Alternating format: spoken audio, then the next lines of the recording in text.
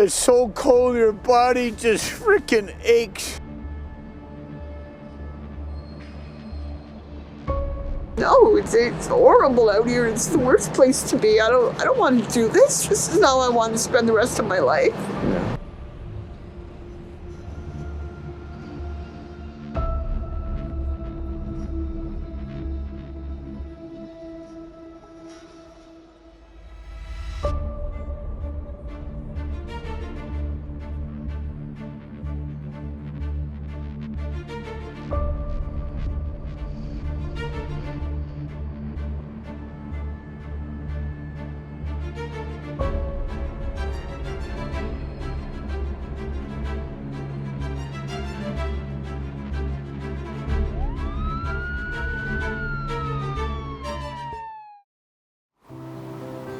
On the brightly lit streets of the modern city, stories exist in parallel yet are rarely heard. They are stories of cold nights seeping into the skin, of silent dawns, and of people who learn to survive at the most fragile edge of society. Their world does not appear on newspaper front pages, yet it reflects with unsettling clarity the truths we often choose to avoid. This video is not created to shock or to provoke pity. It is constructed as an honest cross-section, grounded in observation, analysis, and everyday realities that are seldom spoken aloud. At The Homeless Fact, we believe that truth does not need embellishment. It only needs to be told with integrity and enough depth for viewers to feel it for themselves. If you are looking for content that moves at a slower pace, that looks directly into the hidden corners of urban life and asks how people continue to exist between coldness and hope, you are in the right place. Don't forget to like the video if it offers you a new perspective, subscribe to The Homeless Fact so you don't miss the stories ahead, and leave a comment. A single thought from you can open the door to another necessary conversation. When the night begins to speak. According to data from urban social organizations, homelessness has increased noticeably in recent years, especially in major cities. When night falls, people living on the streets face not only the cold, but also insecurity, illness, and prolonged loneliness. Underpasses, bus stops, and corners of public parks become makeshift shelters, where even the smallest decision can directly affect survival. And it is from these silent choices that the story begins to unfold more deeply. Sociology experts describe nighttime as a high-risk window for those living outdoors. Temperatures drop rapidly, the body loses energy, and access to medical assistance is nearly non-existent. Many emergencies occur not because of natural disasters, but because of a lack of basic self-protection knowledge. Yet beneath this reality lie survival skills passed on by word of mouth, accumulated through experience and instinct. From here, the focus must shift from statistics to human lives. Homelessness at night is not merely an individual issue, it reflects cracks within the structure of modern urban life. Lighting systems, public order regulations, and social welfare policies can unintentionally create zones of darkness that society rarely notices. As streetlights dim, questions of collective responsibility become harder to ignore. And to understand how people survive in that darkness, we must move forward into more concrete experiences.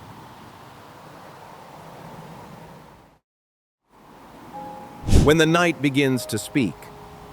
According to data from urban social organizations, homelessness has increased noticeably in recent years, especially in major cities. When night falls, people living on the streets face not only the cold, but also insecurity, illness, and prolonged loneliness. Underpasses, bus stops, and corners of public parks become makeshift shelters, where even the smallest decision can directly affect survival.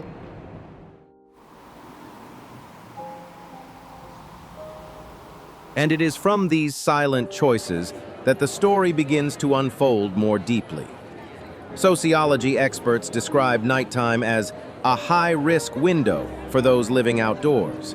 Temperatures drop rapidly, the body loses energy, and access to medical assistance is nearly non-existent.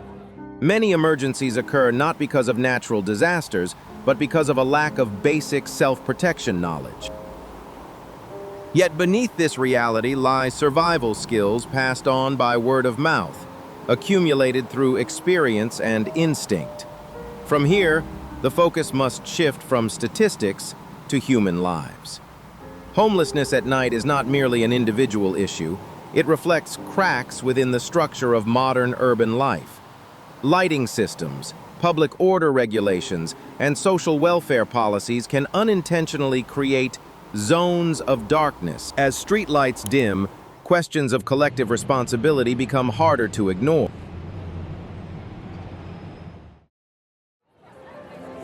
The one survival room strategy. Why trying to heat the entire house is the biggest mistake. When winter power outages occur, the most common instinct among families is to try to keep the entire house warm. However, according to energy and survival experts, this is one of the most dangerous mistakes people can make. An average home spans hundreds of square meters, with walls, windows, and ceilings constantly leaking heat into the outside environment. Under such conditions, any attempt to heat the whole structure quickly becomes futile. Instead of spreading limited heat sources thin, military survival guidelines recommend adopting the one survival room strategy. The principle is simple and uncompromising. Shrink the living space to the smallest possible area to concentrate heat. When an entire family stays together in a single enclosed room, the combined body heat alone can produce a measurable warming effect, an approach that fundamentally changes the odds of survival. Top priority should be given to selecting a room located near the center of the house, with minimal walls exposed to the outside. Door gaps must be sealed with towels, tape, or thick fabric to block drafts.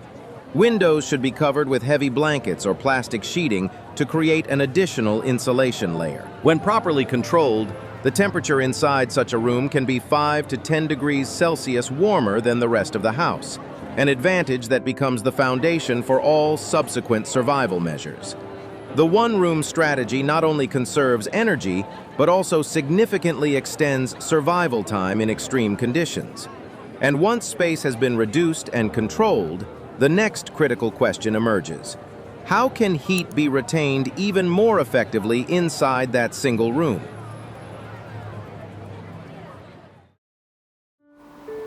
The cold floor, the silent killer inside your own home.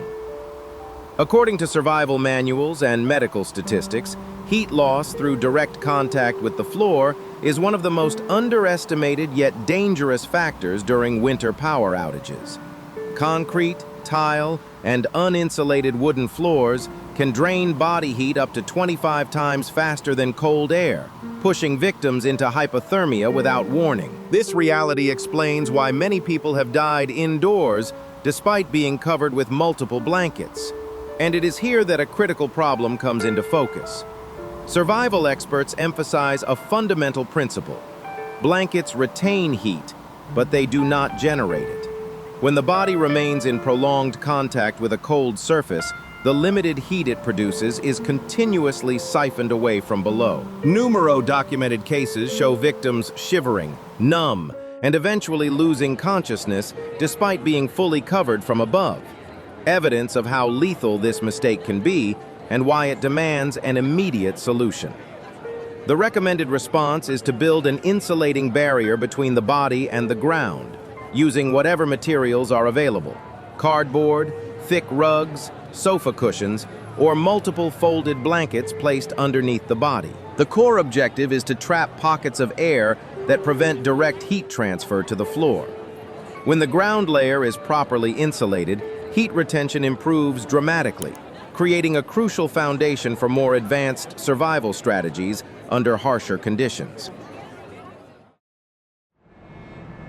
The ground, the silent heat thief, most people overlook. In reports of indoor deaths caused by hypothermia, one factor appears repeatedly yet is rarely discussed: the ground.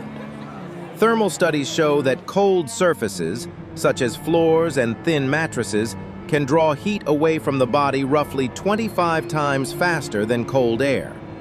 As a result, many people continue to lose critical amounts of heat from below even while wrapped in layers of blankets, without ever realizing what is happening. The most common mistake is focusing entirely on covering the upper body, while the back and contact points with the floor remain largely unprotected.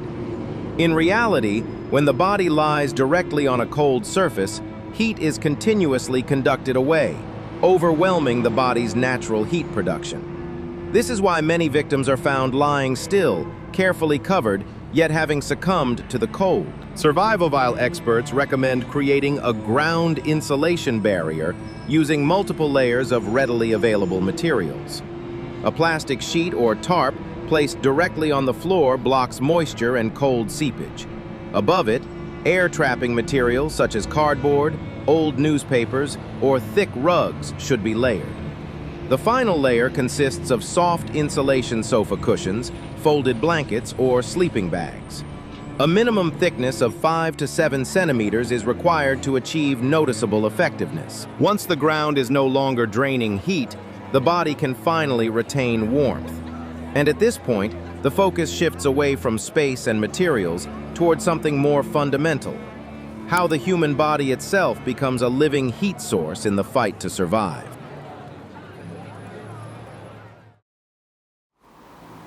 Life-saving skills reside within the human body.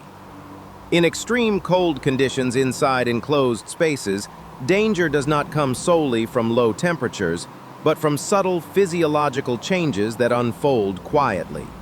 Many victims do not die because they lack blankets or heating devices, but because they fail to recognize the body's earliest warning signals. This is the most critical survival gap repeatedly identified in post-disaster medical reports. The human body has a remarkably clear way of signaling when an environment becomes dangerous. A persistent, dull headache, an abnormal sense of drowsiness in the cold, a rapid or irregular heartbeat, uncontrollable heaviness of the eyelids. These are all indicators that oxygen levels in the blood are dropping or toxic gases are accumulating. Alarmingly, such symptoms are often mistaken for ordinary fatigue, leading victims to lower their guard and remain in a hazardous space. According to emergency medicine specialists, the correct response is not to endure a little longer, but to act immediately at the first sign. Opening ventilation, changing sleeping positions, waking others, and moving to a space with fresh air can draw the line between life and death. Survival experience consistently shows that those who survive are not the ones with the most equipment, but those who understand their own bodies best. Once the body is protected from these invisible threats, the next survival challenge no longer lies indoors, but shifts to the unforgiving laws governing the natural world outside.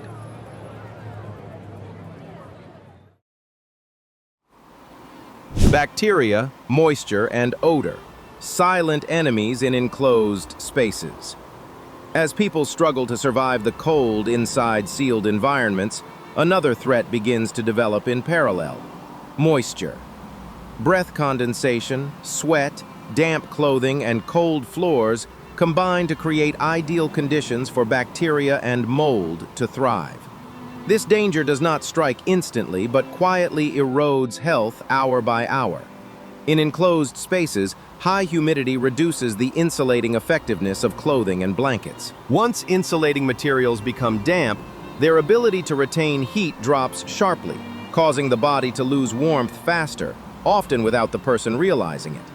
At the same time, bacterial growth produces strong odors, signaling that the air is becoming stagnant and increasingly unhealthy.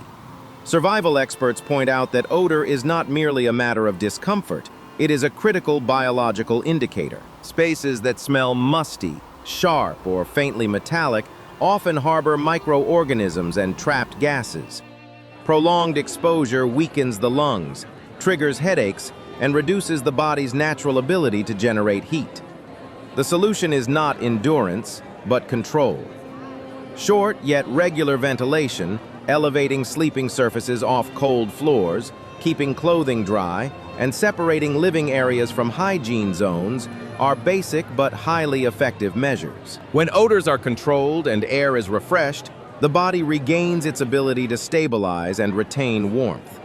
And once the indoor environment is stabilized, The next trial arrives at the most unforgiving hour of the night, where biological instinct forces humans to confront the limits of their own endurance. The physics of combustion, when warmth becomes a double-edged blade. Fire has long been seen as a symbol of survival in the cold. But in enclosed spaces, combustion does not merely generate heat, it unleashes physical laws that cannot be negotiated. As fuel burns, oxygen is consumed, and byproduct gases begin to accumulate silently within the room. From a physics standpoint, all combustion follows a simple rule.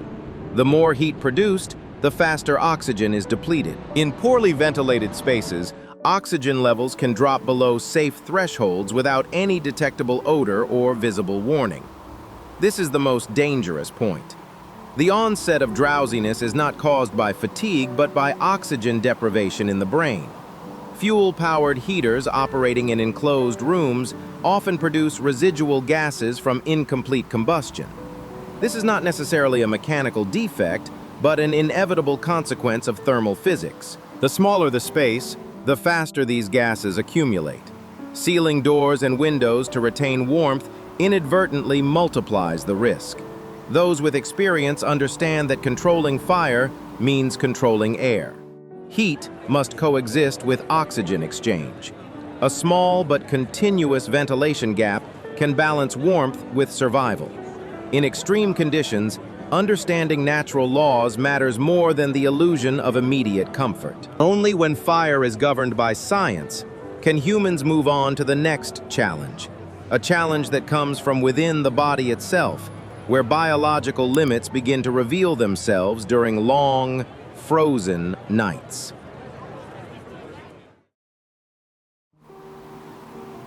Biological instincts, the silent battle before dawn. The hours before dawn are not merely a point in time. For the human body in extreme cold, they represent the most biologically dangerous phase of the night. As darkness stretches on, stored energy is gradually depleted, forcing the body to activate ancient survival mechanisms designed to protect life at all costs. From a biological perspective, when ambient temperatures drop sharply, peripheral blood vessels begin to constrict. Blood is redirected toward vital organs such as the heart, brain, and lungs. The result is freezing hands and feet, numbness, and a marked decline in mobility. This is not a sign of weakness, but a survival reflex programmed through thousands of years of human evolution. At the same time, the body intensifies shivering to generate heat. Each tremor represents an effort to burn the last reserves of energy to keep the core body temperature above a critical threshold. But prolonged shivering also means rapid calorie depletion. Without replenishment, this reflex weakens, signaling that an even more dangerous stage is approaching. Most alarming is the emergence of a deceptive sense of calm.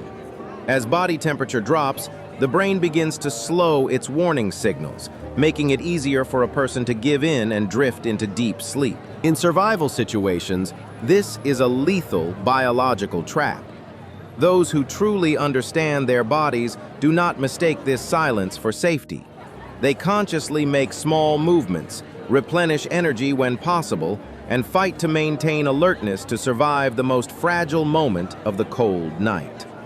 And once instinct is properly recognized, a person can prepare for the next challenge waiting ahead.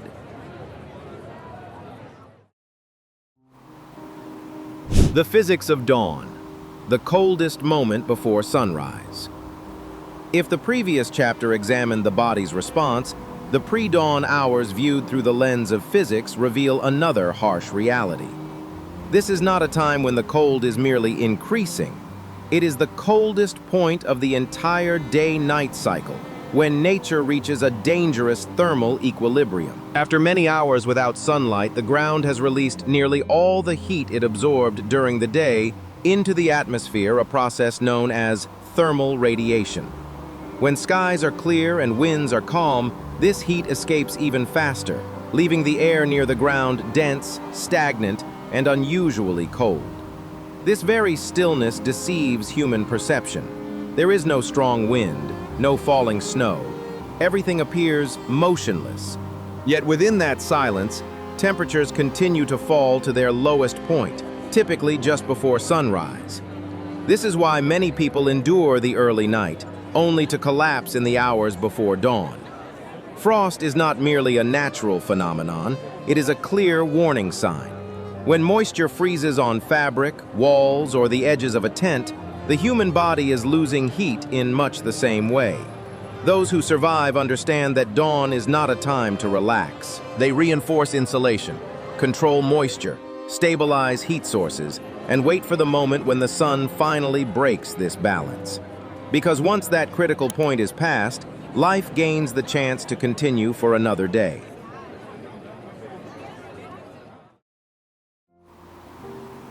The final boundary between survival and surrender. Cold nights do not kill instantly. They erode the body slowly, pushing it toward a boundary that most people fail to recognize. As core temperature drops, pain gradually fades. In its place comes an unnatural calma, deceptive comfort that invites the body to close its eyes. In survival, this is the most dangerous moment of all. At this stage, the body no longer has sufficient energy to send clear warning signals. Consciousness slows, reflexes weaken, and fatal decisions become more likely than ever. And yet, life has not fully slipped away.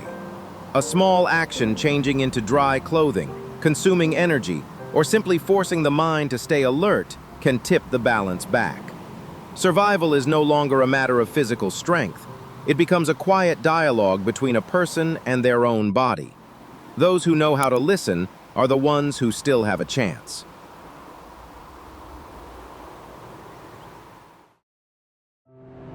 Dawn and the unfinished prayer. When the first light touches the city, the cold begins to retreat. But for the homeless, the struggle does not end with the night. Dawn forces them to leave their fragile shelters, to erase all traces of their existence before the world around them fully awakens. Warmth returns, but so do the eyes of society. Survival now is no longer about enduring nature, but about existing silently, without being chased away, without being judged. They become invisible within the crowds, carrying with them the weight of a night they have just survived. And yet, every dawn remains a gift. It promises nothing, but it opens the door to possibility. A new day may bring a meal, an outstretched hand, or simply another chance to keep moving forward.